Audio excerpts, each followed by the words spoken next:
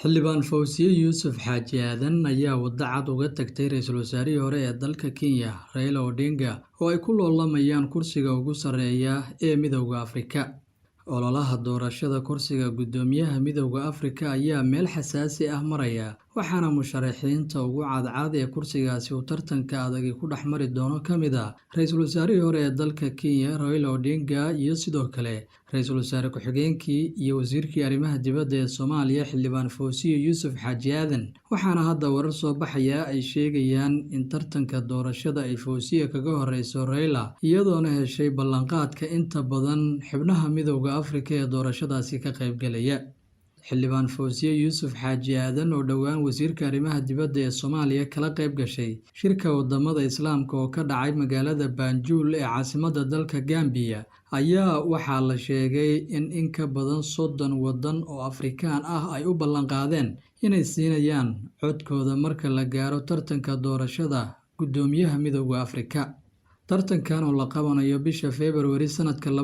2025 ayaa waxaa loolanka ugu adag u dhex mari doonaa ra'iisul wasaarihii hore ee dalka Kenya Raila Odinga iyo sidoo kale Xildhibaan Fawziya Yuusuf Xaaji Aadan oo kala matalaya wadamada Soomaaliya iyo Kenya, walow sidoo kalena tartanka uu qayb ka yahay wasiirka arrimaha dibadda ee dalka Djibouti Maxamuud Cali Yuusuf, inkastoo wararka qaarna ay sheegayaan in uu codkiisa ugu shubi doono marka doorashada la gaaro musharaxa Soomaaliya ee Fawziya Yuusuf Xaaji Aadan. Fawziya Yuusuf Xaaji Aadan oo horey u soo noqotay ra'iisul wasaare ku-xigeenka iyo wasiirka arrimaha dibadda ee Soomaaliya, haatanna ka mid ah xildhibaanada golaha shacabka ee baarlamaanka Soomaaliya, ayaa waxa ay loolan adag ugu jirtaa sidii ay ugu guuleysan lahayd kursiga ugu sarreeya ee Midowga Afrika oo haatan guddoomiyaha ku fadhiya Muuse Faki Maxamed uu banaynayo marka la gaaro bisha February sanadka 2025. Muddo dheer kadib waa markii ugu horeysay oo Soomaaliya ay u tartamayso kursiga guddoomiyaha Midowga Afrika, waxaana xeeldheerayaashu ay saadaalinayaan in sanadkan Soomaaliya ay rajo weyn ka leedahay sidii kursigaas ay ugu guuleysan lahayd.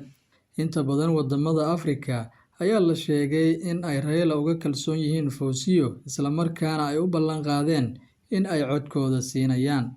Dowladda Soomaaliya gaar ahaan wasaaradda arrimaha dibadda ayaa olole xooggan ugu jirta sidii kursigan ay ugu guuleysan lahayd looguna fariisin lahaa Fawziya Yuusuf Xaaji Aadan. Xildhibaan Fawziya Yuusuf Xaaji Aadan ayaa dad badani waxay ku xasuustaan xilligii ay ra'iisul wasaare ku-xigeenka iyo wasiirka arrimaha dibadda ahayd inay shaqo wanaagsan u soo qabatay dadka Soomaaliyeed. lagama maarmaan inay Soomaaliya tiigsato meelaha caynkaas oo kale waa position aad iyo aad u anfici doona ummadda Soomaaliyeed iyo dalka Soomaaliyeed iyo Afrika